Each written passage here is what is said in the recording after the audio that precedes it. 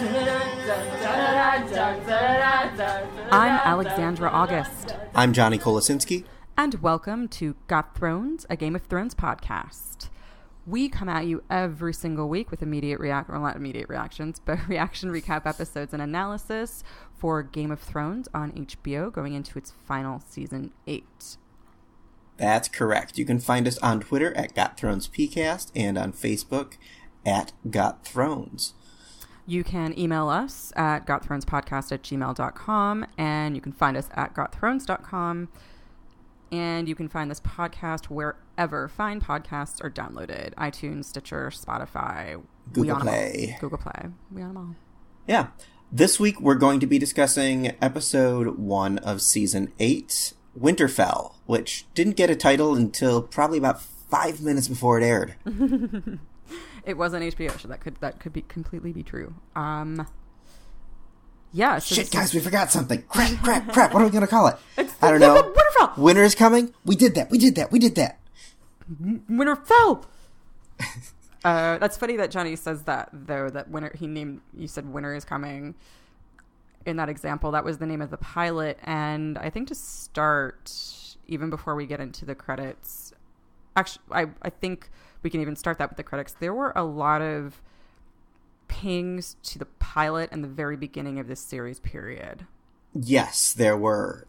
Just opening with Lil Jon Umber climbing around, looking to see Daenerys and team marching into Winterfell, the same way Arya and Bran watched Robert coming up the King's Road in episode 1 of the series. They even played the same music. Like, the music when Robert comes up the King's Road is the same music that was played at the top of this episode when we see Daenerys and Jon marching in, followed by massive armies and later on 2 dragons. Mm-hmm. That music, I've watched the pilot a couple of times, and that music specifically always sticks out to me because it's so reminiscent of typical fantasy medieval music. It reminded me a whole lot of Robin Hood, Prince of Thieves. I was going to say it reminds me of Howard Shore's Fellowship of the Ring, specifically soundtrack. Ooh, yeah, I think it was the trumpets, the strings, like the bum, bum, bum, and they have that. Whereas a lot of Ramin Djawadi's, I think, most notable pieces from later in the series are like specifically Light of the Seven. Mm-hmm. And some of sort of the really sort of sad, bittersweet Winterfell theme that we get played over Arya and Sansa at the end of last season's finale, and as Jaime running up the north, they're just more ethereal and more emotional and softer than this sort of generic a medieval scene is happening theme that we get. But I liked it. A lot more minimalist. Exactly.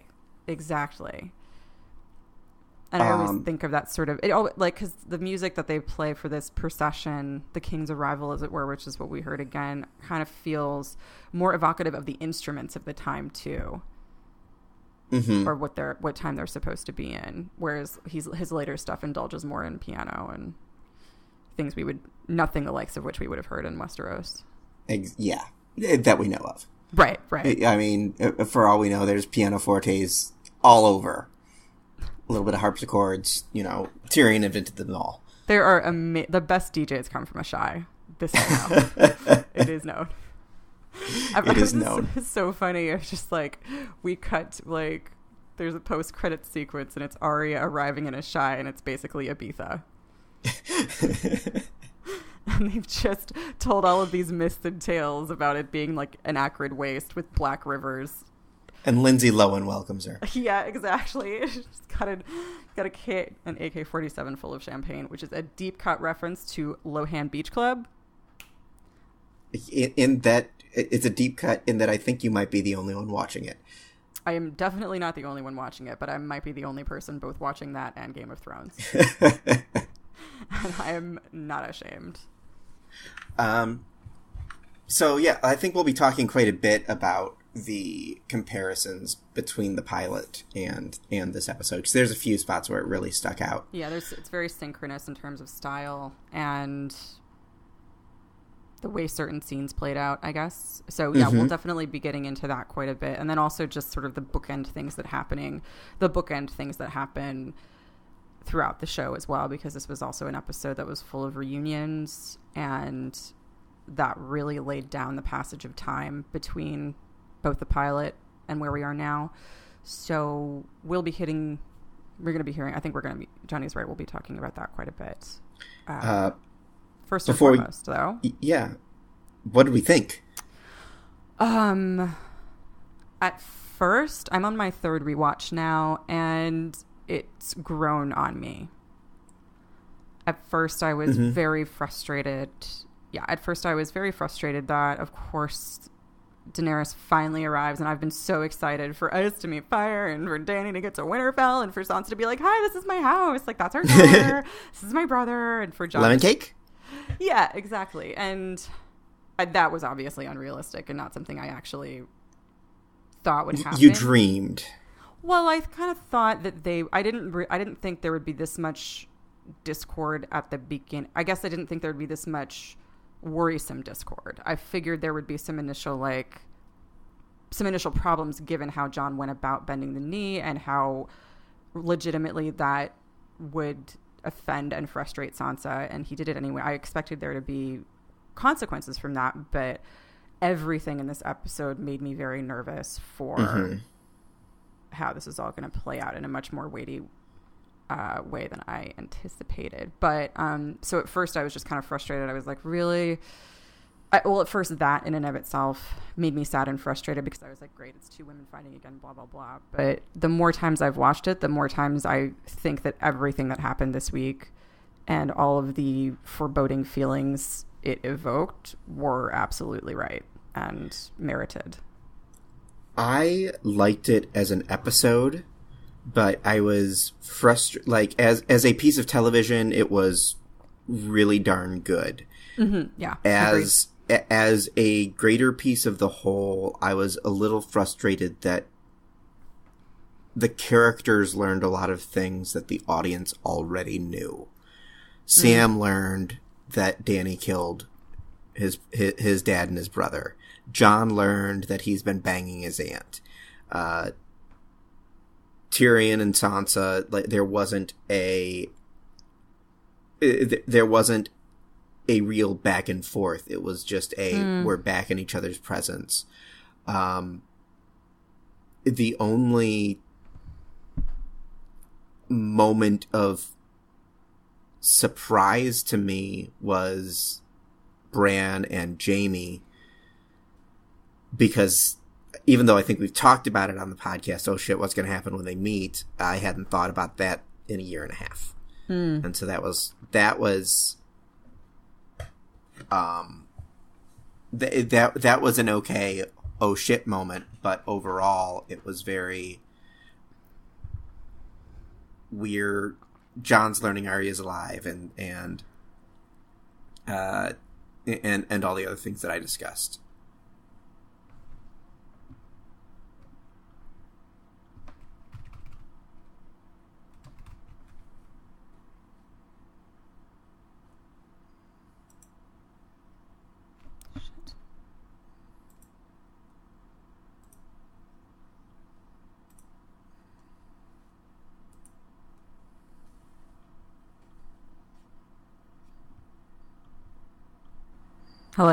Hello, lovely. Hey. You left off at Jon's learning Arya is alive. I can splice I said Jon's learning Arya's alive and all the other things that I just discussed. Yeah, I feel you on that, and I want to get into more specifics some of these reunions, because I'm definitely with you there, where I felt a little bit cheated of some moments. I will say that I didn't so much mind us learning of the information, because that, or watching characters learn things, because the audience has always had more of a bird's eye view of this. And I guess because of that, I just kind of divested a little bit in being surprised and more in watching these characters realize things and grow. But I also, I understand that, like that. I understand what you're saying as well, that it's like, now it's the season 8 premiere. Things need to happen. Yes, and all those scenes were phenomenal. Like John Bradley at Sam was yeah. Well, okay, so I want to get to that. I want to pull back a little bit and sort of get into a recap because we'll start jumping around. All right, so start with credits. Yeah. We had brand new credits for the first time.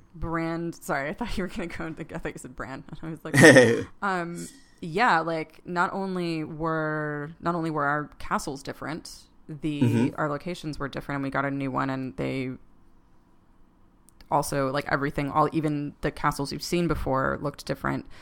The rings on the astrolabe had different tableau on them. Mm-hmm. I can't take credit. I noticed that. I can't take credit for identifying what those tableaux were, but Time Magazine did. And they confirmed that through seasons 1 through 7, the tableau on the rings have remained the same, and they feature the Doom of Valyria, Robert's Rebellion, and I think one other significant event. And his rule. And his rule, yeah.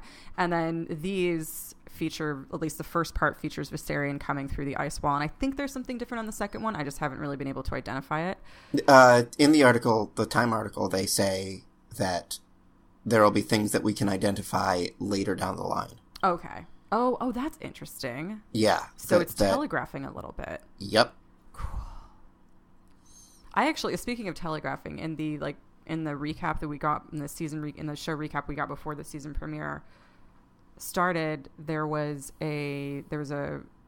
got a flash of, I think it was that woman from Hardhome, who was great and then died and was raised as a white. I think we got a flash of her opening her eyes, and this is just totally with no context or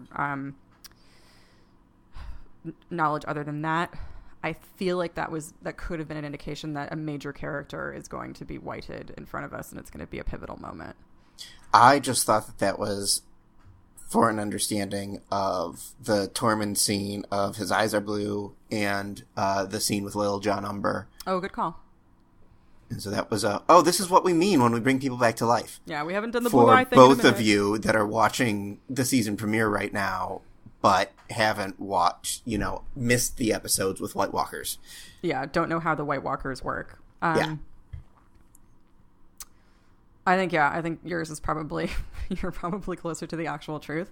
But now that I've thought about the idea of a main character being whited, I kind of feel You're here for Bronn becoming a white. Well, like, how could they not go there though? At this point, they made they had that character Carsey, and she was there solely to see, so we could feel the impact of what's going to happen in a battle with the Night King, which is that people we know and are attached to are going to be turned, and we see that in Viserion, and I have to believe that's going to happen at the Battle of Winterfell, given how many warnings we've got that everything coming ahead of us is going to be brutal. This is going to suck. Yeah. But what else? Great guys. So beyond the astrolabe, we also had different locations. We had, what was it, Deepwood Motte? Oh, we did? Winterfell, King's Landing, and the underworkings of the map, which was kind of cool. We didn't get Deepwood Motte. We got House Umber. We got the last House Umber. Okay. I was like, wait, what? Isn't Deepwood Motte where House Umber is? Am I? No, they're the Last Hearth. Oh, the Last Hearth. Thank you. Yeah, Deepwood Motte is what's his face? Mira and Joe, the Reeds. Oh yeah, no. Yeah, maybe. I don't know. We're fired. We're both fired. So yeah, and what I also thought was kind of cool. We got something that we've never seen before, which is we got the Night King's path. So we got a path in motion, which we haven't seen, which I thought was pretty nifty. Interesting. Yeah, and we got, like what Johnny mentioned before, we got different versions of Winterfell and King's Landing, which was kind of interesting. And so what's under the map room is the Scorpion and the Dragon, right? Mm-hmm. Yeah, that was neat. And I think we got Gendry's Forge in Winterfell, and I guess we probably are done with the Last Hearth. And then from there we open to Dany's Danny and John's approach. Yeah. And that's where we have that great music and Lil Jon Umber rushing to see the procession. Going to the windows, to the wall. And Arya there as well. Yeah. This time all grown up. Mm-hmm. But the same perspective of Arya that we saw. We opened the series with Arya and Bran watching. And this excitement for this. Mm-hmm. Well, I guess we don't open the series with that, but we open Winterfell. Yeah, we open Winterfell with that partially. Because we have a night in Winterfell before they realize that the king is coming, I think, right? No, I don't think so. We have we open in the first episode. Oh no, because they get news of Jon Arryn, and then the king shows up. Because the first couple of scenes are like Bran practicing shooting and stuff like that. Anyway, yeah. Anyway, but this season, we saw that Winterfell is a little less receptive to Dany's army than the troop coming up the King's Road with Robert way back when. Yep. It's yeah. Yeah. I have that shot of Missandei when she looks at that just MAGA northerner. Yeah, the make the North great again crowd. Yep. Then Jon's like, yeah, they're not great with outsiders. Yeah. Well, and also, too, I think Jon probably has no appreciation for how genuinely racist the North probably is, because none of them have probably, like, I would say maybe like 2.2% Northerners have ever seen somebody with skin darker than theirs. Yeah. And the outsiders they have met are wildlings who, as we've seen, are not as saintly as some people as their perception has become. Due to Tormund. Tormund just has a great image. Yeah. Plays really well. PR team is awesome. Yeah, Tyrion, we see everybody get there. Jon sees Bran and they have this kind of great reunion. Arya is nowhere to be found, and immediately Sansa kind of echoes the thoughts of her people, and she's like, hi. Yep. Welcome to We're not here for this. What? We're not here for this. Yeah. No. Welcome to Winterfell. Please leave. Yeah. Great. We have enough food for us. Mm-hmm. Seats taken.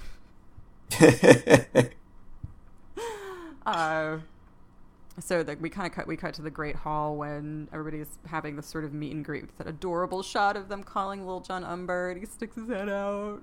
Mm-hmm. And this is where we get our first confrontation between the first microaggression between Dany and Sansa. After Lyanna Mormont speaks up and is like, excuse the fuck out of me. Yeah, did they just record that scene 2 years ago? Because how did that girl not age? It's entirely possible. That's probably not, but it would make sense. They used whatever technology they used to get rid of Henry Cavill's mustache. They de-aged poor Lyanna Mormont to make her... They did the same thing they did for Sam Jackson in Captain Marvel, okay? Exactly. Yeah, so the North is not pleased that Jon bent the knee to Dany without so much as a by your leave, gave up his kingship that they had bestowed on him after years of abuse at the hands of the Lannisters, whose army is on their way north. Yeah, except. Yeah. And oh geez, that's going to be a bad day for Jon. And Dany. I've got good news and bad news. Yeah, I mean, also Bran could tell them this. There were so many memes on Twitter being like, Bran is a pot stirring bitch. Just has all this tea he could spill and doesn't. But so anyway, Tyrion actually, and just which makes this even worse, is that Tyrion is the one who gets up and says everyone needs to calm down. We have to help each other. I know our families have been at odds, but now's not the time for this. It's happening. And Sansa, when she realizes that when she realizes that's the plan, is that Cersei's army is coming north, she's like, I'm sorry, what now? She promised? And you didn't bring her with you She's not okay. I would have taken, just an appendage, maybe her head. You could have brought that. Mm-hmm. That would have been fine. That would have been fine. That would have been collateral or an assurance. That would have been your... Yeah, just a deposit. Yeah. It was a notary public comes along and it's just Cersei's head. Yeah. Yeah, it's... and she kind of snidely is like, well, what... Like, also, we don't have enough food for these armies. Mm-hmm. We categorically don't. I can't eat the elephants because they didn't bring the elephants. Did not bring the elephants. I just also, too, I feel like Marjorie's ghost is in this building being like, Cersei said she would be here and she's the only one not here. What do you think that means? Yeah, so Sansa points out the very real practical implications of Dany and Jon's arrival. I feel like mostly because she's pissed that Jon didn't come to her correct. And Dany ends the scene with, after Sansa says, what do dragons eat anyway? Dany ends the scene and whatever they want. Yeah. Dany didn't exactly bring her best diplomacy face to this party either. Yeah, like that's another thing. I listened to after the episode and Benioff and Weiss were talking about how Dany was displeased at like how she's come to help these people and she's displeased to find out, like, she's obviously not happy with the reaction, but she didn't really do much to cultivate it. Like, she and Sansa are both kind of behaving in an ego-driven way, which is kind of fun to see in women. I mean, usually that's a characteristic we apply to, like, dick-swinging men, and Jon's the only one without ego in this room. So how did you like Sansa this week? Or did you like that? Did you like her response to this just from a characteristic standpoint? From a character standpoint, I honestly think that she would do better at seeing the bigger picture. Mm-hmm.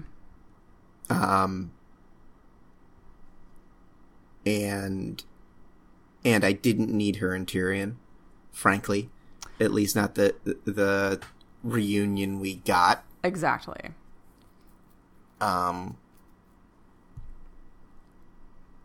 Because I think that there was I think that there would be a little bit more guarded compassion there on both sides. That's interesting that you say that. I like that. And I hope eventually they find their way to that, to be honest, because they have so much in common. And I'm far more invested in the relationship between Sansa and Dany than I am between Jon and Dany, as we'll later get to. I felt similarly. I did not like, as much as I said before that I think this episode, showcased things that absolutely showcased the most accurate version of events, for lack of a better word. The one that makes the most sense to me is that Dany and Sansa would not meet each other with immediate fellowship. No, I was talking specifically about Sansa and Tyrion there. And the guard and compassion. I see. Oh, okay. Yeah. But on both sides, I think that there would realistically be more seeing of the bigger picture, especially just after Battle for Winterfell round 1. Exactly. And I think somebody tweeted this, and it kind of encapsulated my sort of point of view about why, as much as I always want to love Sansa, this episode made it difficult, is because we saw her behave. Maybe it was Damien and I were just messaging about this. I don't know. We saw her behave. With last season, we saw her become incredibly political, reserved, and keen. Like it was sort of her training season.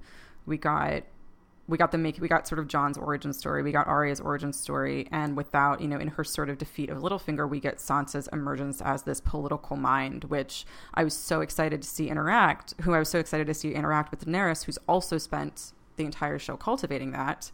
But the Sansa we got today was kind of she's a brat. And I think needlessly nasty to Dany. I don't think she played this Sansa. I don't feel like this was the smartest way to play this. Give it in the sense that she felt like she was being petulant at the same time as raising very practical objections and very right. Like it is frustrating. Like there are political considerations to be made because they still need the support of the North, and there are people who are not going to support Jon because he's bent the knee to Queen Daenerys. He supposedly knew how important it was that he was king in the North, and they finally reclaimed their birthright and their autonomy, which is something that Sansa has been missing entirely throughout the series. And Jon gives it away to a woman he's clearly sleeping with. Yeah. And as she has done all of the work preparing for winter and making sure they have enough stores and taking care of people and becoming the Lady of Winterfell after suffering incredible traumas, she's done all of that, and he brings thousands of people with zero plan to feed them, I assume. I mean, well, that's not true. I mean, I could also assume that they might have figured out some way to get supplies. It makes sense that Jon would have thought of that. But even that just, even if that's the case, that just undermines a practical objection that Sansa has. I don't know. Yeah. So yeah, there are like lots of reasons. There are many, many valid reasons for her to be perturbed and demand an explanation and to point out that the way he did this was crappy, but she did it by behaving like a jealous sister. And it was a frustrating characterization to watch. Yeah. And I feel the same way with you about that Tyrion scene because that was a reunion I was really excited for. Mm-hmm. Because he was the only Lannister to really treat her with consideration, and I always loved their relationship because it was so impossible, and yet he tried so hard. Yeah. And it always brought out the best in Tyrion, I thought. And so I was just excited for them to meet and for her perhaps to acknowledge that and to have realized after a time and be a person who appreciates him because he gets so little of that. And this was just her being like, she's just doesn't seem, I agree with you. Like, I feel like there would have been more guarded affection there. And, or at least I wish there were a little bit. And I thought that undermined what a significant relationship that was. Yeah. If not affection, then less disdain. Yeah. Or even, dismissal. Sansa just, yeah, I think that I guess I was a little bit kinder to her, but yeah, it was a bit disdainful. I think I just read that as more out of frustration that everyone here. Sansa's like, has anyone met Cersei Lannister? Anyone? Yeah. And I mean that is a good point. That no matter how she felt about him, she's the one who brought her the news of this brilliant, horrible plan that they think is going to save their asses. Mm-hmm. Wait, say that again. Tyrion's the one who spoke up and said, yeah, don't worry, Cersei's coming. And that's the exact opposite of what Sansa ever wants to hear.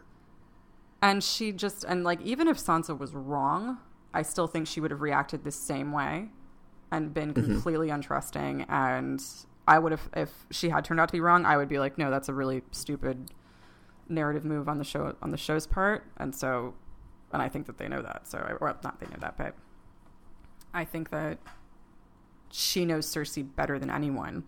Well, not really, but like she's experienced Cersei's. She knows Cersei better than anyone other than Tyrion and Jaime. Well, and she doesn't want anything from Cersei. Cersei has no emotional hold on her. Right. She can see Cersei very plainly for what she is, especially having studied at the hands of Littlefinger and seeing how Littlefinger manipulated Cersei. Yeah. So she has this insight into the queen that is very unique to everyone in that room. And still, like, we have Jon saying things like, Sansa thinks she's smarter than everyone. She is. Yeah. It was nice to have Arya agree with you there. Yeah, that was a wonderful dynamic, but also echoed some of my mixed feelings about that reunion between them. At first I really am not sure how I fall down on her not being there to greet him. Mm-hmm. I can see how it showcases a progression in her character to have her be much more reserved and held back and understanding that they've all gone through massive, massive change, including her. So this isn't something she can be public about, but at the same time, it's still the fact that she waits as long as she does. I don't know. How did that work for you? I figure she just had to draw whatever the crap that was. And so she was busy. The separating spear? Yeah. Yeah, I feel like that might be the harpoon? Spear. That's true. Well, we see her fighting with a staff in the trailer, and then we also see a hand grasp a spear or like a pole in the trailer, but we don't know whose hand it is. And at first I thought it was Jaime grasping a lance, but it's way too thin. And then I assumed it was an Unsullied grasping a spear, and now I feel like it might be her. But her grasping her double-sided lightsaber. Her grasping her Slayer weapon. Yeah. Yeah. Oh, that'd be cool. The double-sided light Slayer. I wrote down for. Oh, anyway. I feel like she could have wanted it to be a thing that they did by themselves, but it's. I don't know. What, disregarding the Arya not showing up for the intro, for the presentation, I suppose. What did you think of the Arya and Jon reunion? It made me appreciate how wise a character Arya has become. I thought it was a really great.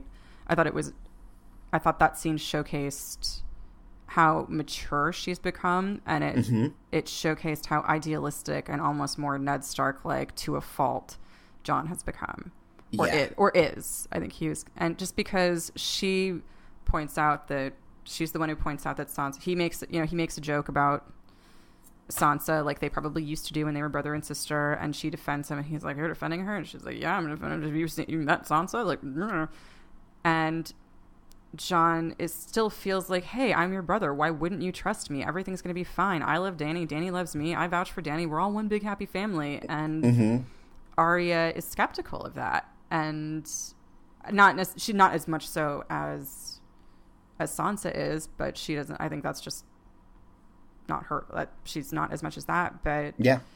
I think it was very telling that Jon seems blind to the fact that there are very real issues. There are very deep-rooted problems with this alliance already.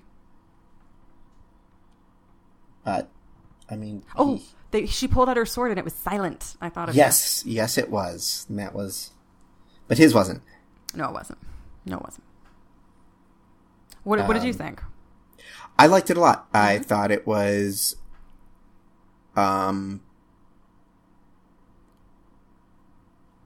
I thought it was well put together, and it was honest and not melodramatic. I did appreciate that. And often this show can go melodramatic. Compare it to, I mean, Sam and Dany and Sam and Jon is an entirely different scene, but it was extreme, and this wasn't. This was soft, and I liked that. Yes. I think it rang true for both characters. Mm-hmm. Very much so. I loved Maisie Williams, just like you could see the relief on her face when she's hugging him, and she's really played Arya so brilliantly as turning her into this character who is, a deadliest of force kind of woman, but also somebody who's still connected to her soul and her family, which is ultimately, why she can't really be what reminds me of like the reason she didn't just become a faceless man, because she still has that tie. She still has a heart. But after that, we head down to King's Landing. Speaking of hearts that are gone. Yeah. Qyburn opens up this scene with Cersei watching from the battlements, seeing the Golden Company come in, and says, "I'm afraid I bring terrible news. The dead have broken through the wall." And smile and drink. Cersei's like, "Aces, right on time." She's very happy about this, and it made me immediately. Well, yeah, it's and then. And then we met the Golden Company with no elephants. No elephants and only 2,000 men. Which feels like it's small. Yeah. Cersei is kind of disappointed, but she sleeps with Euron anyway. Yup. Let's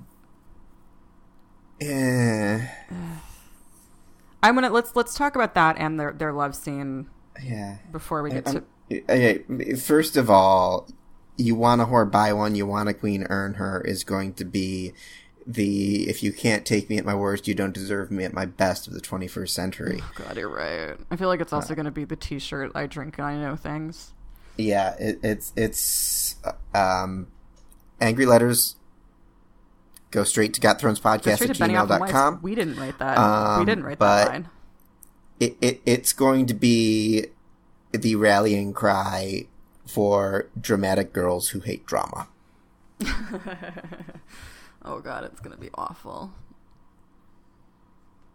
There's gonna be like 3 that are genuinely funny, and then I'm just gonna want to blind myself temporarily. Ronnie got a little bit darker with learning that, hey, yes, silence is a thing, and he does cut off the tongues of all of his sailors to keep their mouths shut. Yeah, sorry, we skipped that a little bit. We got that great scene between Yara and Euron. Oh, Jesus.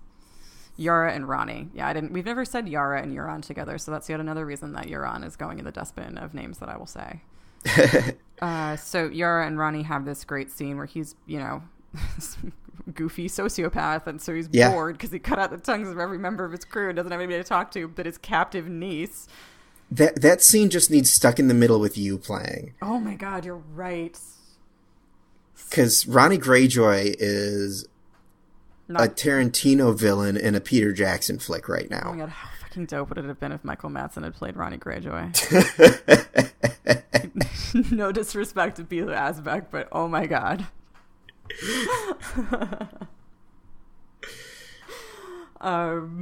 Anyway, so yeah, we get that little nugget of fun stuff. They're doing these. It's still not the Ronnie Greyjoy we know from the books and are terrified of, but I still like these sort of accessories of his backstory that the writers hang on this version of him. I think this is absolutely a character who would cut out the tongues of men on his ship. Mm-hmm. For fun and make a wallet. Yeah, exactly. And so yeah, I thought that was kind of funny, and I like him kind of coming through and just being the worst person on the planet, and Cersei sleeping with him, and just what that said about her own pathos and her own state of mind. Yeah. And this is I feel like she came back from from the literal walk of shame and achieved these heights of like demonic self-confidence, but self-confidence nonetheless. And now, that bottom, as it always was going to, is falling out from under her. Yeah. Because she's a horrible person. Yeah. The Ronnie we're getting now, and if you've been listening to the disco track, you'll know that I've been watching Brooklyn Nine-Nine for the first time. And I've never seen Ronnie Greyjoy and the Vulture in the same room, and I think that's telling. Ooh. I've not seen Brooklyn Nine-Nine, but I trust your sense of humor. Nope. One day. Oh, we also got to see homeless Harry Strickland. Yep. Who is the Captain General of the Golden Company in the books, but obviously we're going to get like virtually no backstory in him. He was a Blackfire and everything that entails. I kind of found myself enjoying Cersei and Euron's pillow talk, if only because I felt like it was the first moment of sincerity and intimacy that we'd seen from both of those characters since Tywin died. Well, since we've met Euron, I think Euron was sincere about wanting to kill Yara and Theon. Right, but that was a moment of honesty and sincerity. This is true. He knows what he wants. Yeah. And he wants to fuck a queen and also kill things, preferably things that will allow him to be kings. Because if he's a king, he can fuck more queens. Yeah, I think my biggest complaint with this particular version of Euron is that like we said this before, there's no way the show could have done the character of Euron Greyjoy in the books any kind of justice, so they clearly chose a very different direction to take him. Mm-hmm. But my frustration is that I'm like, I don't even think he really wants to be king of Westeros, which just leads me to believe, like, why are you doing this? I wish he had more of a motivation that was a little bit clearer, other than I'm chaotic evil. Look at me go evil. Yeah. I'm going to evil all over this. Exactly. And that's entertaining. Don't get me wrong. I am here for every Euron is your mom's new boyfriend meme you can throw at me. Give me more. Pilo Asbeck has breathed such amazing life into this character that he's impossibly entertaining. But at the same time, I just don't feel like they've laid down enough of a motivation for him to do all of this beyond what are just sort of his vague ambitions to like rule the world. He's very much like Shredder or like Pinky in the Brain. Like he's going to take over the world, but it's very non-specific. And I just don't believe that he's as good a pirate as he is without being very specific and focused and dedicated to the power that he's grabbing. And he's just so right. Yeah. Like he's just so, yeah. Book Ronnie is focused not on rule, but on power. Very much so. And wherever that power comes from. And that is why silence is silent. Mm-hmm. It's not just so that he doesn't, not just because he thinks it's fun, but because that means that when he's doing blood magic, there's nobody that's going to talk about it. Nope. Instead, silence is Ronnie Greyjoy's Camaro. Mm-hmm. And this is just the equivalent of him rolling coal. Yeah. I guess I kind of wish if he's going to be this kind of mustache twirling vision, I kind of wish they just gave him a soliloquy a la Littlefinger and had him say like, I'm gonna fuck the queen, I'm gonna get a baby, and I'm gonna throw her off the battlements because it'll be hilarious. Like, even if it was that, give him a song. Oh God, you're a genius. Why aren't you writing this show? I don't know. There's still 6 episodes left. There might be time. They just added 20 minutes. I don't know if they've written that yet. Oh man, they probably don't have a title for it. You should start submitting that. We're kidding. I don't know. I came off the episode my first viewing being like, I'm shipping Cersei and Euron, they're perfect for each other, blah blah blah, and then that's still accurate. Yeah, this is true. Part of me just wants Cersei to throw up her hands and just become a pirate queen, kill him, steal the Iron Fleet, and just lay waste to whatever she finds. I feel like she'd be so happy to go out that way. Lay waste to Astapor. Yep. You ain't seen nothing like dragons. Yeah. I have your dragon. I don't know, but yeah. If Cersei just embraced her dark side and gave up the throne, man, she could really go places. Yeah. I got your dragons right here. Grabs her crotch. Oh, if only. I want to see Bronx Cersei. Yes. Oh my God. But speaking of Bronn, Cersei, we're getting better at these transitions, guys. Cersei is also, I think, there's a level of depression here that I feel like it's setting in that, Jaime's gone, Tyrion's gone, no one wants to play with her. She has won all the power she wanted in the world, but it's empty without someone to share it with. And so she's depressed. It's the worst Hallmark movie I've ever seen.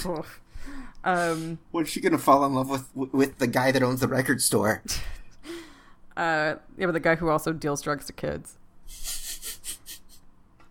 And I think, she realizes how empty everything is, and but it's Cersei, and instead of that turning into some healthy introspection and realizing, okay, fine, I'll just send my troops north and the Golden Company, hopefully that'll make up for my error in judgment. Nope, she gives Bronn Joffrey's crossbow and says, hey, go chase my brothers to the Night King and kill them in case they survive. Like, girl, you need a hobby. And Bronn just says, "K." Yeah, but I'm far from convinced that Bronn is going to do this. But it does make me excited for like, okay, well, at least he's on his way, and whatever happens will happen. I'm convinced that Bronn's going to do it. Oh man, I'm hoping he gets to Winterfell like as the battle starts and is like, and just runs. I hope the last shot we get of Bronn is him seeing the Battle of Winterfell from a distance, dropping the crossbow on the ground and turning tail and heading for warmer. Not even running, just walking. Just like, nope. Like hands in his pockets, whistling. Yep. And then taxi pulls up. Nope. Just a big nope meme replaces Bronn. He disappears in an actual puff of smoke. There's a Bronn-shaped hole through the wall. Bronn completes his evolution on the planet and rises to a higher plane of existence when he finally really runs out of fucks. He meets his limit. Oh, man. Part of me hopes that he doesn't do it just because I would like Bronn to show a modicum, a soupçon, if you will, of character development. And as much as entertaining as Bronn is, Bronn has been the same, pretty like 90% amoral, 10% moral character since we met him. But now he shot a dragon. That's true. He might be feeling himself a little bit. Yeah. He reminds me a lot of Carl Urban's character in Thor Ragnarok. You feel like if he had guns, he'd be like, this is Tex and Oz. I think I think he's going to do it just because I think it's a downer end for Tyrion. Oh, man. I don't think Tyrion's going to go out that way. Tyrion survives everything. But Bronn. Everything but his buddy from season 2. Oh, man. Season 1, even. Oh, I feel this is very much like Omar on The Wire. Oof. Mm-hmm. So that happens. We'll see how it turns out. I feel like Qyburn... I wrote after this episode, given that Cersei so vehemently was happy about the Night King and is denying the reality of the situation so fiercely. Qyburn is somebody who is not bound. He's loyal to Cersei, but I kind of believe that he's loyal to a point. If he sees reality coming, I don't think he's loyal enough to die with her. Or maybe he actually, you know what? Maybe he might just lay down and let it happen and become a white, like willingly. Maybe. But anyway, maybe Qyburn becomes our Kingslayer.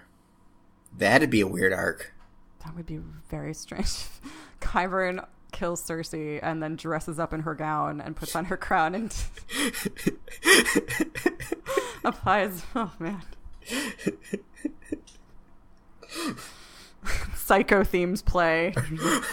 What? Theme from Psycho. Oh man. Would you fuck me? I'd fuck me. Oh god. I feel like we might have even made that joke before, to be perfectly honest. Yeah, we've definitely made some Silence of the Lamb jokes. Maybe not with Qyburn. He and the Mountain sit the Iron Throne together and have the happiest royal marriage in recent memory. Yeah, and they rule for 1,000 years. Literally, it can happen. Anyway, back to Winterfell. What became known as the Long Summer. Back to Winterfell. Actually, Theon manages. All Theon needed some confidence. Yep. And he went and in like 2 shakes of a lamb's tail snuck onto silence, which no one I'm sure has ever tried before. Yeah. To get a captive, but yeah, manages to get his. Well, somebody tried to yell and sound the alarm, but yeah, muting your crew members has consequences too. Yeah, it's a double-edged sword. I think we both really liked Pike is White Walker resistant. Of course. Pike has a reason to exist. Oh, I thought you meant Captain Pike. Oh, yes, Captain Pike is also White Walker resistant. Like, of course. But no, the Iron Islands have a reason to exist, and that's as the final, and maybe Dragonstone too, who knows, they've got a map, but final staging ground for the battle to save Planetos. I kind of almost just liked it as the reason to exist. I didn't really, I don't feel like we're going to see the battle get there, but that might be why someone went to Pike thousands of years ago. Exactly. I think that lends a really interesting history to Pike and a really interesting strategic importance, because before now you kind of wonder, like, Pike is not super connected to the Seven Kingdoms, almost like literally they are rebelliously so. Yeah. And yeah, the Seven Kingdoms still maintains a sort of almost a loyalty to them. It's like a wayward family member that is problematic, but they're family. And I wonder if maybe the roots of that aren't in the fact that they were able to withstand the first White Walkers and maybe offered some kind of assistance in some way, or I don't know. Or maybe they were just key in that battle for that reason, because they had a strategic advantage. Which leads me to wonder, given the rhetoric that Euron keeps spilling, is like, I'm in the ocean, bitch! You can't get me in the ocean!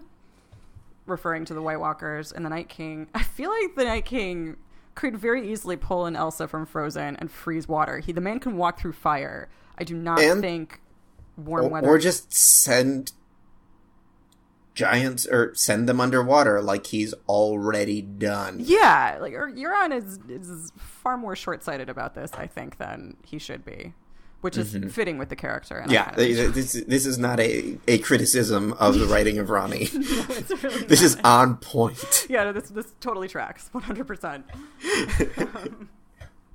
And I do like that Yara is still committed to some degree being Dany's lieutenant. I thought we didn't get a lot with Yara. Yeah, Gemma Whelan this week, and every time we do get some of her, she really delivers. And I like that, even though she might, I think the Greyjoys are going to be a pretty secondary storyline from here on out. I think that Yara, I feel like their arc is completed, and the wounds between the Starks and the Greyjoys are healing, and that betrayal has been righted, which I think has been that initial betrayal between Theon and Robb, which I think was a huge part of the early seasons and into the later ones as it followed him. But yeah. And then we go back to Winterfell. Although he is going to see Bran again. This is true. Well, he didn't do shit to Bran. And if Bran is as happy to see Jaime... Yeah. He didn't do shit to Bran, but he did some bad shit. He did some bad shit that was Bran adjacent. Yeah, I have a feeling I feel like Theon's in more danger returning to Winterfell than Jaime is, to be perfectly honest. Yeah. I kind of hope that isn't how it goes, because I feel like that's utterly predictable for Theon. I'd like to see him. I don't know what I want to see from him, but I don't want him to be the victim of a vengeance killing. I think that would be a really disappointing end to the character. I concur. But his redemption arc is arcing well. Yeah. I'm pretty pleased with Theon's arc overall, especially given like how much we loathed him in the beginning. Mm-hmm. I think that was an arc that was, I have to imagine, incredibly difficult to render well, and I think they've done it beautifully. Yeah, concur. But anyway, with that, back to Winterfell. Get our first shot of Davos. The Karstarks arrive, and we kind of get this part of the episode, the scenes between Davos, Varys, and Tyrion, and then later between Jon and Dany when they talk about Sansa. And both of them harp on the fact that this alliance is problematic as fuck. And Jon and Dany don't want to listen to Tyrion, Davos, and Varys, but they are well aware that just because Jon and Dany are in the honeymoon phase does not erase the problems between people who do not like each other, do not trust each other, and do not know each other, fighting in as united a front, or presenting as united a front as they need to. Mm-hmm. And this kind of echoes what I feel. It kind of echoes just, Varys initially 15 years before, disliking Robert Baratheon on the throne and conspiring to put someone else there, which is something Dany confronted him about. It also echoes Robb and the Freys and Talisa. This is true. And the Karstarks getting a specific shout out, I thought was pretty telling of that. Yep. And have they ever said the car hold? I don't live or like on the show, because I need to know that that's canon here too, because that is the best name for anything ever. I love the car hold. I just imagine like this kind of shitty castle with a bunch of like cars out front, like in the grass. It's where Euron takes his Camaro Silence to get it worked on for cheap. Yeah. But I'm with it. And then we get that scene between Jon and Dany. Because he can pay in meth. Yup. Not all of the Karstarks are big meth heads, though. They have a pretty significant side business running around. But anyway. Jon and Dany have a scene together. And they discuss Sansa's dislike of Dany, and Dany kind of snitched. She doesn't need to be my friend, but I am her queen if she doesn't respect me.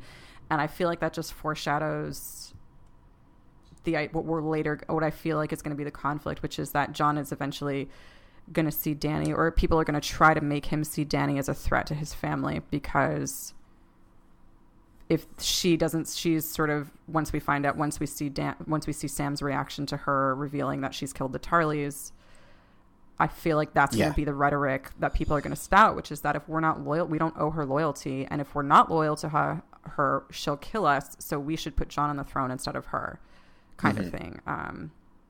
But instead of picking up on that possibility, she and Jon go on a date. Yeah. And is there anyone that was watching this and not singing A Whole New World from Aladdin? Oh, man, I wasn't. Now I feel like an idiot. Oh, God. This is okay. Go on. That whole scene was way too lighthearted for me. I'm glad they went off and they had their little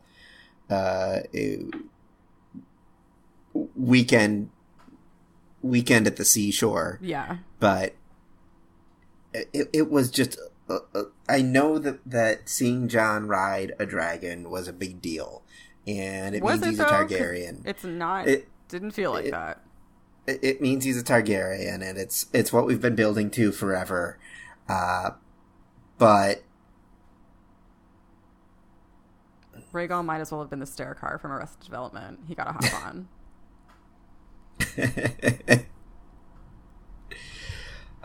What would you have done if you'd fallen? She was remarkably calm about that possibility. Yeah. I mean, I feel like, I'm sure, like, the way they wrote it was that, Dany believes that he can do it. She would never, or she would obviously save him. But really, there are no seatbelts. It was, you got a brother. Yeah, it's fine. We'll make that work somehow. This whole scene to me, I just really didn't land. Because I'm like, why are you guys leaving? Why are you taking the dragons out for a spin when it is a mess at home, first of all? Why are you... They just needed their space. Yeah. And then it also just felt like it really underscored their lack of chemistry, frankly. I kind of came around to them in season 7, and I was surprised at how much I liked them as a couple, but this just was like dull as toast. I didn't have a problem with it. I thought it was a little too rom-com-y, but I don't have a problem with their chemistry overall. I liked structurally them taking so much from Jon and Ygritte. Yeah, that definitely. You're right. Structurally, that was great. Character-wise, oh, this is the same thing I said to my dead girlfriend. We had almost the same conversation. Yeah. Yeah. I thought it was interesting how he did say, another weird, quick parallel, like how he says, it's cold up here for a southern girl. And they're ultimately the inverse of what their predecessor couple was, right? Like with Lyanna being the northern girl and Rhaegar being the southern boy. Well, and who kind of tempts her away from her. With Ygritte being the northern girl. Right. And Jon being the southern boy. Man, north and south. Yep. Southern boy. There's a song in there somewhere.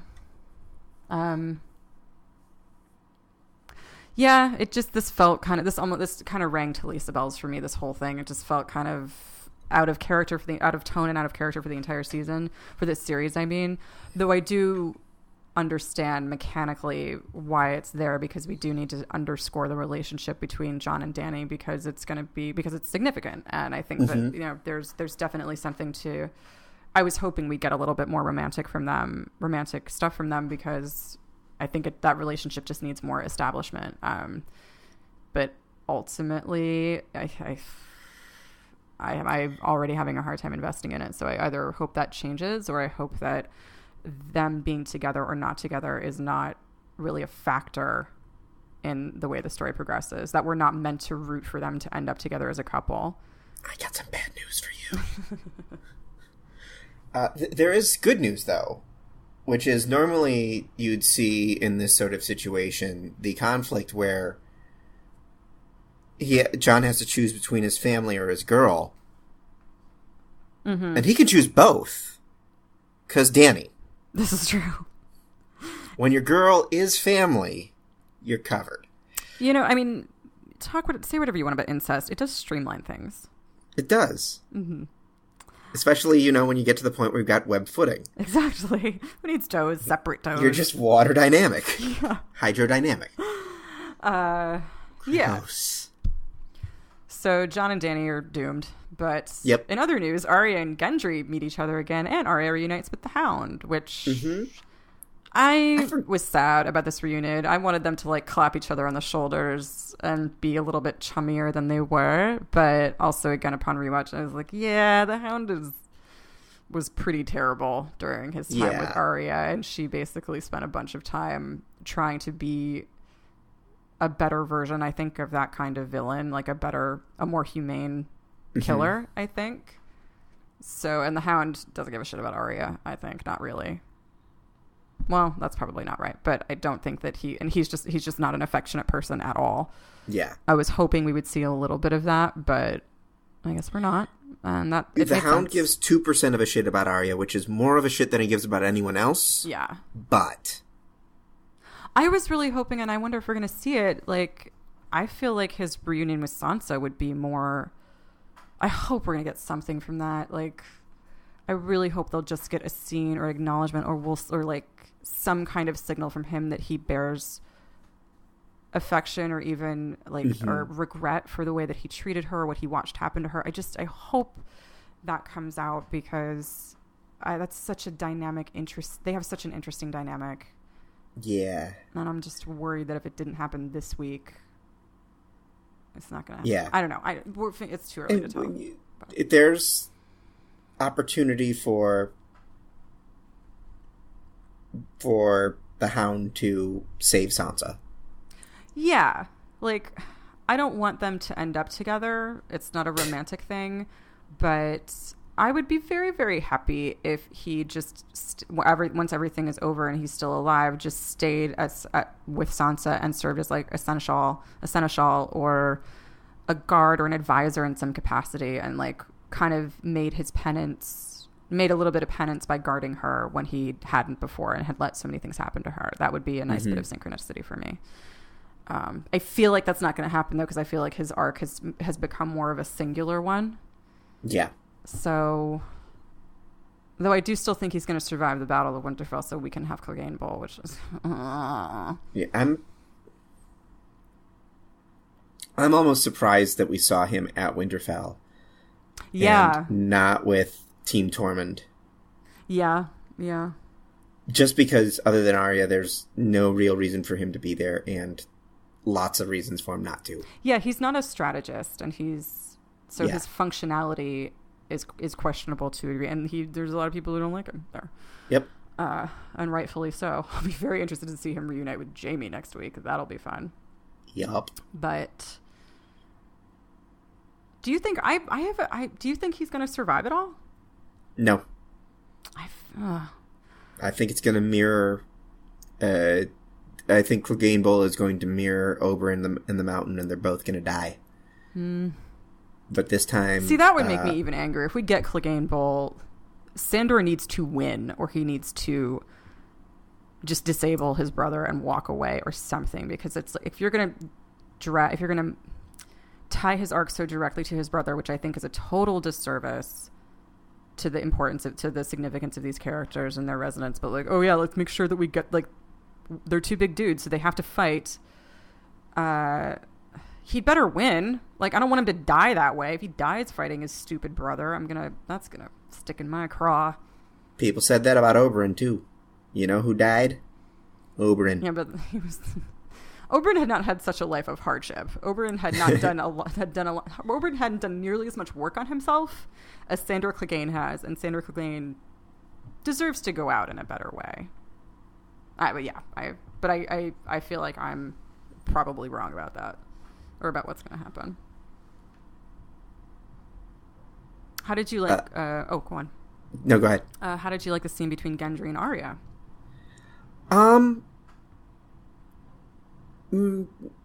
Meh. Yeah, I don't really. Honestly, I like Gendry. I like. I'm blanking on his name right now. Joe Dempsey. Joe Dempsey. And Maisie Williams together a lot. Yeah, for sure. But it was a little too perfunctory. Yeah, it felt like people have been shipping Arya and Gendry, and that was why we got this reunion more, or yeah, it didn't feel, I feel like they're pushing for a little romance and I don't need it. Mm-hmm. At the same time, I would have felt weird had they not had a moment together just because of what they shared, but it almost felt like it was, I kind of wish they hadn't taken a flirtatious perspective on it. Yeah. And had just had them. Just had some friendship. Yeah. And maybe some Gendry kind of marveling at how much she's changed, and we seeing a little bit of the evidence of that trauma still in Arya, or how far she's come again from it. But yeah, at the same time, because Maisie Williams and Joe Dempsey are so good, I didn't hate it when she says, "Draw me like your French girls." Oh God, that's a good one. You don't know any other rich girls. It was kind of interesting. That's why I need subtitles. No. Totally changed the arc of the scene. And then we get a pretty interesting scene between Sansa and Jon when it's when she reveals to him that House Glover isn't going to send any men because of your girlfriend. Yeah. Your big ass girlfriend. Which is my big fat Greek wedding. Sorry, I couldn't help it.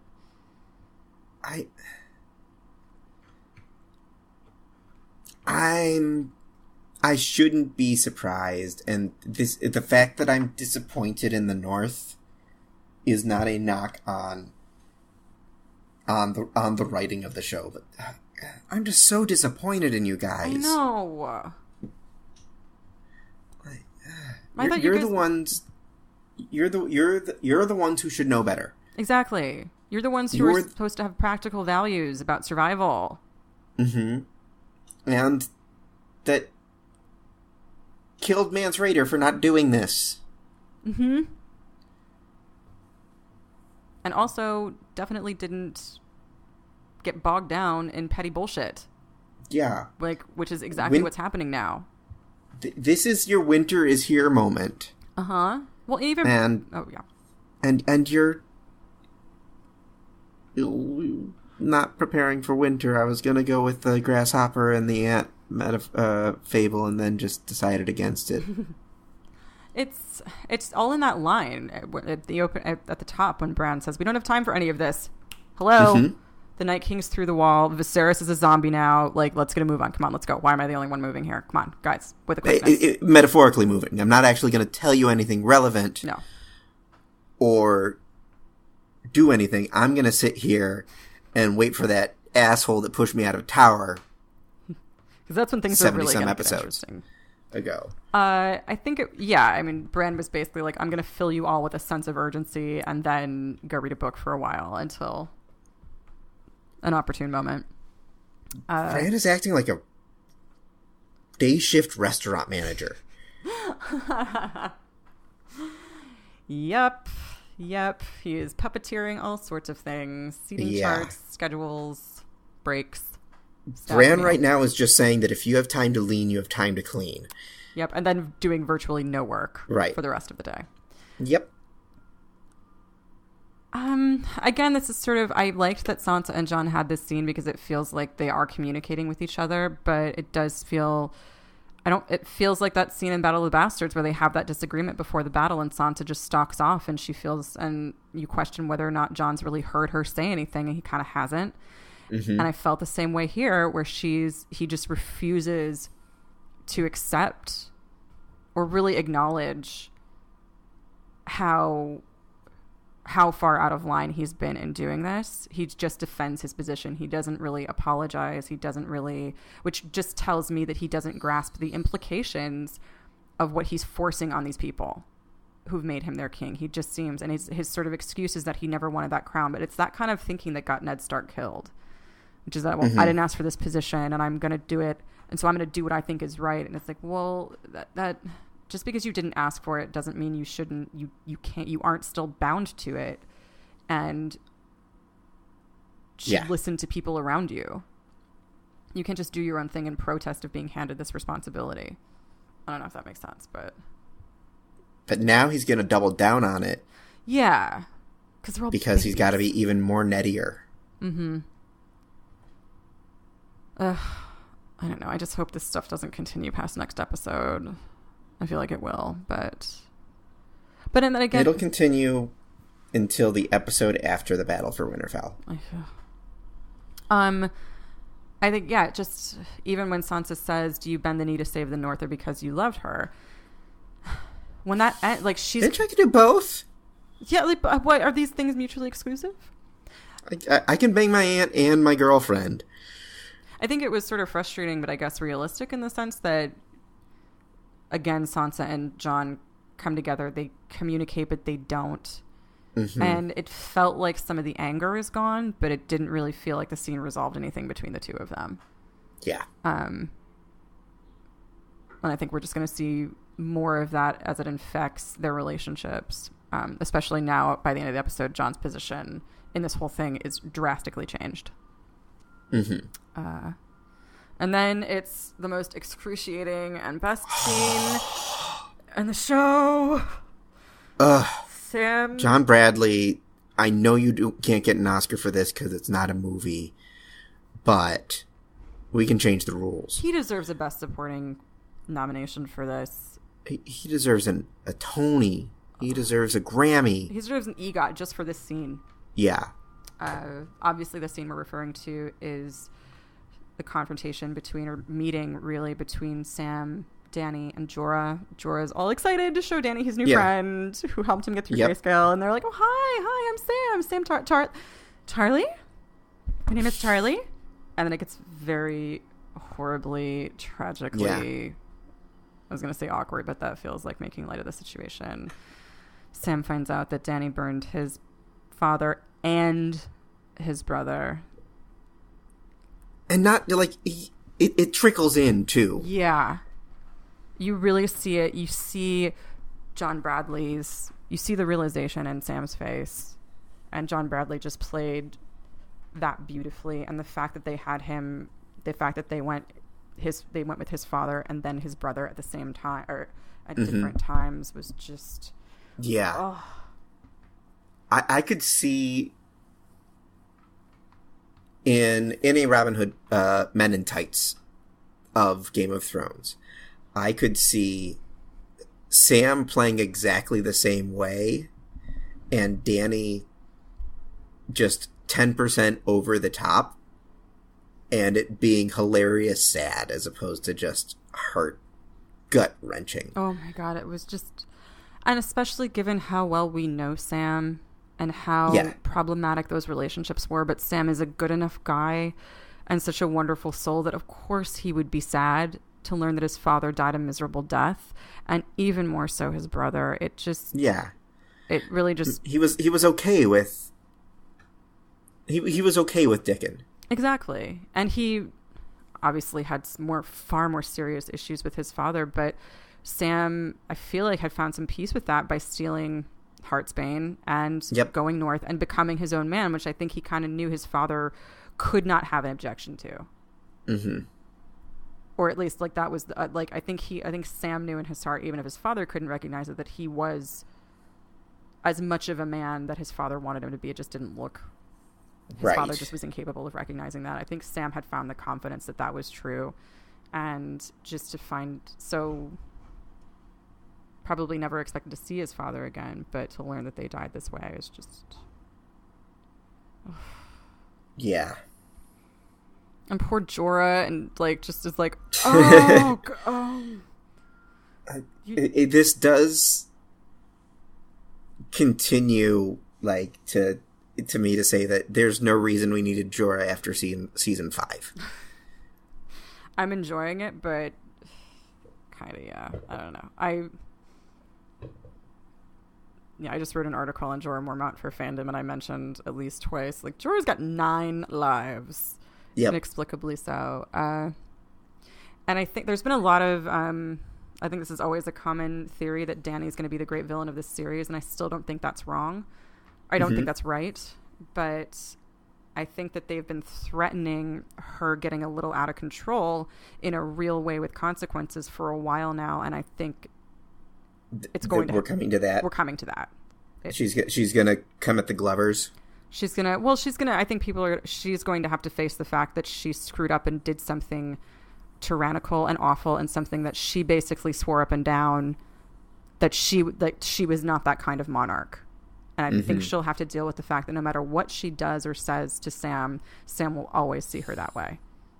And that she can't undo that. And I think that's where her pride's going to come in and make this a whole thing really, really gross. And it's hard when your best friend doesn't like your girlfriend. It really is. Man, I've seen worse, better relationships torn asunder because of that. Like, I don't know what's going to happen here. Yeah. John's not the savviest, so I can't imagine he's going to handle this well. Ultimately, though, the Danny and Sam scene is Danny rolled a 1 on a persuasion check and just, like, botched her diplomacy altogether. Ugh. She could have handled that a little better. That's the thing, again, that we can harken back to this, which is almost a bit Cersei-like when Cersei arrives in Winterfell. Cersei just has no freaking time for anyone, has no time for diplomacy. And Danny has walked in here, again, very ego-driven, very I'm the savior of the North, completely forgetting John's objections last year just because he told her his people would come to see her for what she was. She's totally accepted that and is kind of not here for the reception she's gotten. And it's just sort of like, we've never really seen Danny have to be humble. Mm-hmm. We haven't seen that in a really long time. Her journey has been about becoming, gaining this agency and not being humiliated and not being owned and not being of a lower status than anyone else because that's been her story, which has been great. Mm-hmm. But now it's sort of to the point where, like, okay, you've plateaued and now you have to have this gracefully. Yeah. Or just abdicate and give it to Missandei. Yeah, I mean, in terms of decisions. Do you think there's a chance in heck we're going to see Sansa and Jon, or not Sansa and Jon, Danny and Jon co-rule Westeros? No. I don't think so either. I don't. I really don't. Seems very convenient. Yeah. I don't think we're going to see them both live through the series. I'm with you there, too. Sorry, John. I'm kind of interested. It's something that made my spidey sense tingle was the fact that Sansa points out that they do not have enough food to feed dragons and armies and make it through the winter. And there's no making more food at this point. Like, it's wintertime. There's no more farming. They had enough for themselves, and they will not have enough once this war is over. And I'm wondering if that means we're not going to see a migration south because of that. I think we are going to see, though, that the long winters end with the end of the Night King. Oh. So they don't need 5 years worth of food. Right. If all of a sudden winter is 3 years long. Right. Or 3 That's months a good point. long. I like that idea. I like that better, I think, almost. But they're not going to come up with that because the idea that winter is 3 months long is ridiculous. What kind of fantasy world do you live in? Winter? That's a weekend. Yeah.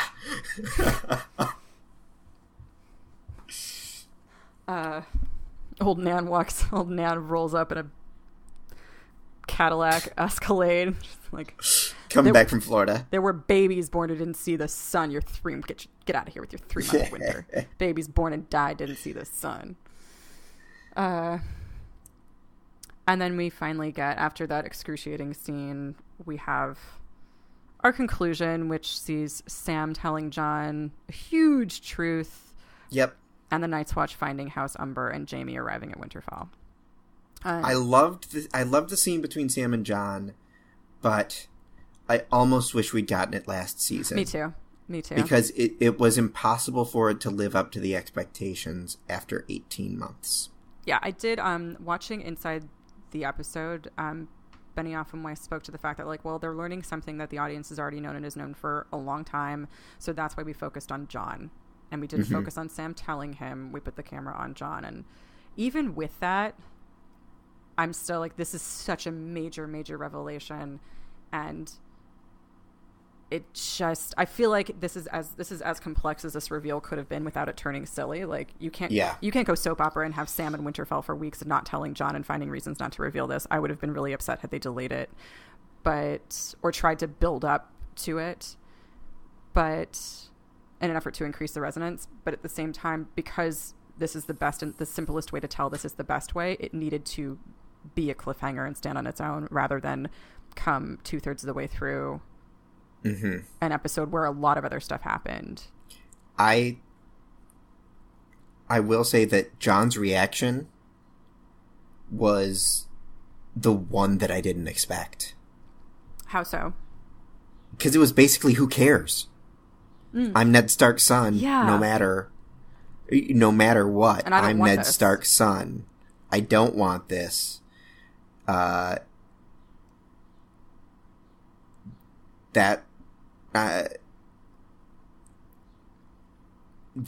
was not the reaction I expected, and I respect it a lot as a creative choice. Yeah, I think it makes a lot of sense to just psychologically that he'd initially be in a bit of denial about it. Mm-hmm. I think also, and I think that's doubly what we're both reacting to is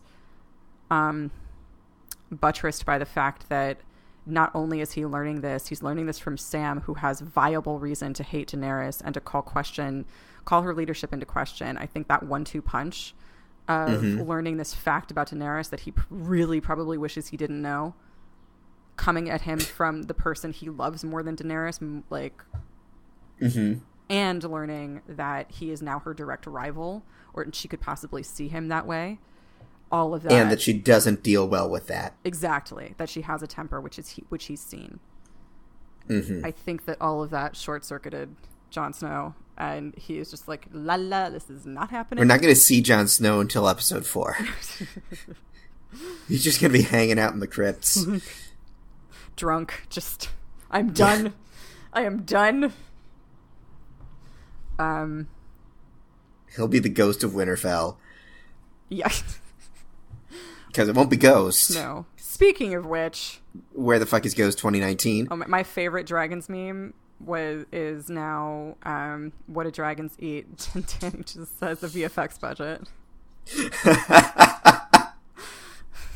So simple. So good. I love it.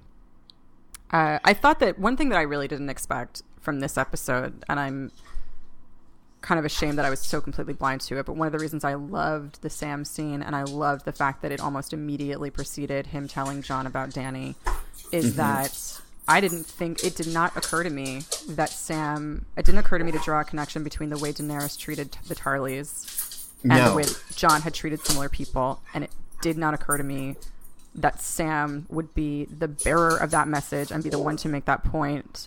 And the impact of that coming from Sam, the person that Jon trusts most in the world, would be pretty irrevocable. So that caught me totally off guard, and I thought that was fucking great. Not to mince words. Absolutely. Hi, Tad Cooper. And there's Tad Cooper. Podcast mascot. Very chatty. Yeah, and I ultimately agree wholeheartedly. This episode gave me a lot of faith in the coming season.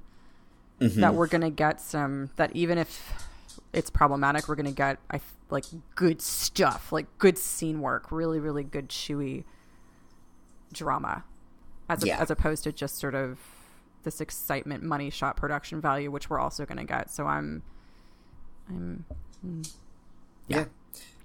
speaking of production value and money shots. Yeah, we did get to see one more shot of Little John Umber. And a bunch of other Umbers. And a bunch of other Umbers. Pieces of Umbers. Bits of Umbers. They were bit players, if you will. Gazpacho. Yeah. Oh, bit players. Good call. A nice little charcuterie of Umber. Yes. Yes. With the arrival of Dolorous Ed. Yay! Yes. And Tormund Giantsbane. Yay! And a unexpected moment of levity. Yeah. I given what show we were watching, I absolutely expected it to be someone we knew, and either Tormund or whoever that was to die in a stabbing. As they were both sneaking up on each other. Riots in the streets. Yeah. But they didn't. Instead, we saw the kid that did not capture. Can you imagine if that had been Lyanna Mormont on that wall? God. Oh. that was a choice that was made simply to protect the lives of D&D and their families. They would have been in the like entertainment version of witness protection. Oh my god. Yeah. Can you imagine? Well, she's gonna survive. Yeah. She's going to survive. Oh, and something we haven't seen. Lyanna and Jorah. Oh, I know. I was kind of like, can you guys like, can she like have a little tea party or something and Jorah comes and hangs out? Not that. No, I want you, or just be so much more mature. Yeah. And emotionally, like, well, yeah. I just got a text from my wife as we're recording, saying Lyanna Mormont's going to sit the Iron Throne. I'm mad at here it. for it. Although thanks to autocorrect, it was Luann Mormont, which is even better. Oh my god! If you watch Real Housewives of New York City, it is even better. I was going with King of the Hill. Bless us for our different tastes. Yeah, so Lil Jon Umber meets a gruesome fate. He is nailed to the wall inside a creepy design of bodies. Very similar. Huge callback to the first opening sequence in Winter is Coming when the Night's Watchmen come across the scene laid by the White Walkers after they've killed some wildlings. We find that. Because White Walkers like abstract art. Yep. White Walkers engage in self-care. Once they've done something, once they've expended energy, they like to do something creative. Mm-hmm. So this is a clear, whatever this is, it's a signal. I don't know that the show is, I think this was more of a visual reference rather than us getting a signal that we're going to get more insight into White Walker culture, for lack of a better word. Though Vladimir Furtick did mention in an interview that we're going to learn more about the Night King's motivations, so maybe we will. But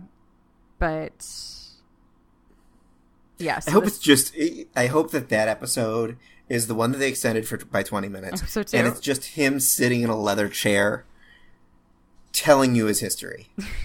like a Masterpiece Theater type situation. Exactly. Occasional reenactments. Or a My Dinner with Andre. Oh, God. Oh, my God. If they really took that big and artistic zigzag, I would get an actual Targaryen sigil tattooed on my back. I like risks.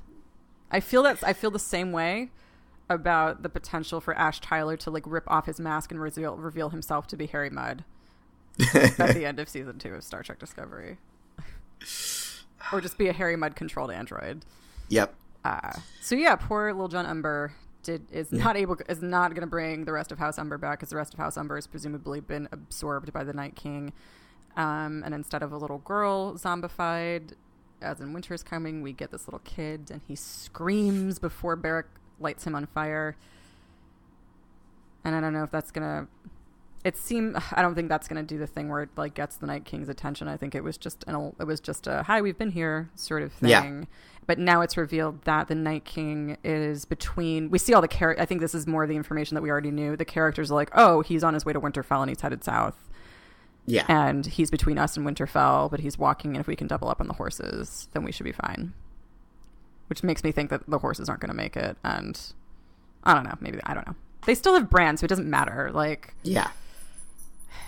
But they do need to get to Winterfell. But unfortunately, Bran is one of those psychic hotlines that you have to pay by the minute. Exactly. Yeah, the problem with Bran is that becoming the Three-Eyed Raven has just made him so less invested in the immediate. Yeah.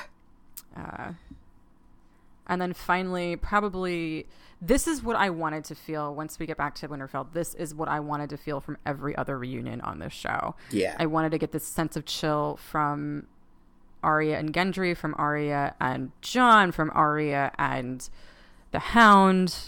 I wanted this for Tyrion and Sansa because I say this too because probably one of my favorite scenes in Game of Thrones is when Sansa meets Jon at Castle Black. It's such like that moment is so deeply felt because they're the first two Starks who are reuniting after this huge diaspora and everything that's happened. And I felt that kind of resonance when Jaime sees Bran in the Winterfell keep. Mm-hmm. It's especially after Bran's like, I'm waiting for an old friend. Yeah. It's after Bran's creepy level 19. Yep. Jaime seeing the man in black, getting off his horse, revealing himself to be Jaime, and then spying Bran is just. Oof. Chef's kiss. I agree. I will say that if I was Benioff and Weiss, I would have absolutely leaked that scene on April Fool's Day and had it been Benjen. Oh, man. Oh, man, that's a really good idea. Because he has that sexy black cloak. Yeah. So question for you. Do you think Bran is going to rise to Jaime's defense in what appears to be a trial next week? I do. I think Chloe Ketchum, I don't know if you saw her tweet about, she was theorizing that Bran would rise to his defense and point out what Jaime's done for the realm since and sort of list off the ways he's earned his penance. I don't know if it's going to get that I feel like that duty will fall more to Brienne. But I agree with you. I think he's going to be a deciding factor. And I think it's going to be less coming to his defense because of what he's done for the realm and more of this is what needed to happen for me to be where I am. Yeah, that's a good point. I think this is also going to serve as a pretty big sticking point between Dany and the Starks, because I think Bran's going to push for Jaime to remain. Tyrion's going to push for Jaime to remain. Mm-hmm. Brienne, Sansa probably. Yeah, I think they're going to go with. I think Arya and Sansa are going to go with Bran because they're not directly affected by Jaime Lannister, or Arya will just want to keep him around so she can kill him. And frankly, Jaime's street cred is better without a Lannister army behind him. Yeah. Exactly. I think it's going to make Tyrion look terrible, but ultimately that speaks... I think that's why everybody's going to believe Jaime. Mm-hmm. Because it makes more sense that Jaime would show up by himself than Cersei sending an army. Yeah. So I think Dany's going to want to kill Jaime, and I think it's going to destroy her relationships even further when everybody is sort of like, Yep. Then we'll get Jorah versus Jaime.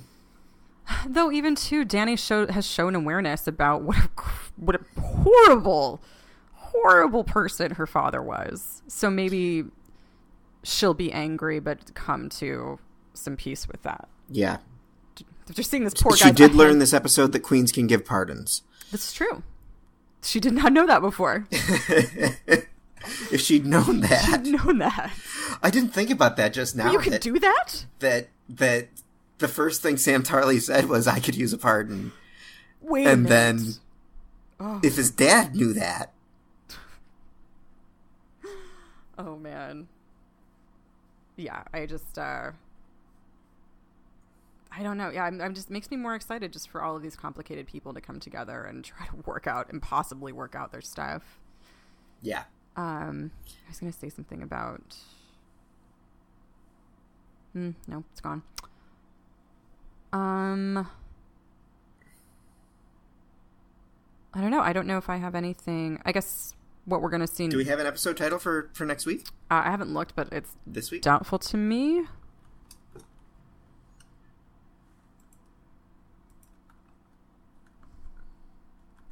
I'm checking really quick right now. This is some good television, folks.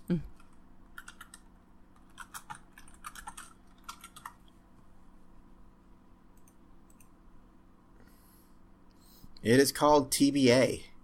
Cool. All right. Predictions? I don't have many that weren't explicitly... I mean, most of my predictions are just coming from the trailer. Title predictions? No, none. I have no idea. Okay. I don't think we're going to see the Battle of Winterfell as a title, though, considering this one was called Winterfell. Yeah. Winterfell 2. The Revenge of Winterfell. Yeah. Yeah, I'm extremely excited for next week. I feel like we might... I'm not the biggest Jaime and Brienne shipper, but I feel like next week might be Jaime and Brienne sex. No, that's possible. Hotly anticipated by a certain section of the fandom. By a certain section of the fandom that has dedicated podcasts? Yeah. No, and Tumblrs. I'm kind of curious about that myself. I'd say if I shaped any couple in Game of Thrones, it was probably Jaime and Brienne. So this will be interesting to see how this plays. But yeah, I'm curious to see. I think I'm most curious about the Night King, because I feel like we're going to get more of his. Maybe I'm wrong about the Battle of Winterfell. I don't know. Maybe it's not going to be in the third episode like I think it is. But that's the longest episode of the season. Or maybe it's a two-parter. I wonder if it's a two-parter. I think it's going to end with the rush of the dead on the gates. Oh, I like that. Or something along those lines. Maybe, yeah. Anyway, so I'm hoping next week that it's not just this. Obviously, it can't be. It's not just going to be Jaime and them Jaime's arrival and dealing with the fallout of that. I think also it's just going to be a one-take episode. That would live. Be super cool. I'm hoping we get some insight into the Night King and get to some of the more mythological parts of this season, I feel like we're going to get. I think we're going to get some more magic this season dealing with the Night King, as opposed to what was a pretty unmagical battle in Battle of the Bastards. I think this is going to have some spiritual significance to it as well, and I'm hoping next week lays down the foundation for how Winterfell can protect itself spiritually rather than just physically. Mm-hmm. So. How about you? I'm surprising given who I am, but I'm not incredibly invested in getting more Night King history. Just because I don't feel like we have the real estate for it. True. And it's not strictly necessary. He's kind of fine as a villain like this. But I think you're right that we will. And my guess is that I'll change my tune when I see it, honestly. Yeah. I don't know. We'll have to wait and see. Yep. I'm excited overall. I think it's going to be a good one, y'all. Yeah. So yeah, we will. We'll be back a little earlier in the week next time. Mm-hmm. We'll see you on Tuesday for sure, if not earlier. Yep. Yeah. And if you if you want to find us on social media, we are at all over the place. Got Thrones PCast on Twitter. I'm ALX August on Twitter. I write for Screen Rant and CBR. I'm at Cycloptico, CYCLOPTIKO. And don't forget, if you want to record yourself singing the Game of Thrones theme song, send it to us in an email at gotthronespodcast@gmail.com, and we might make it our theme song. Thanks, folks, for listening. Thank you so much. Da da da da da da da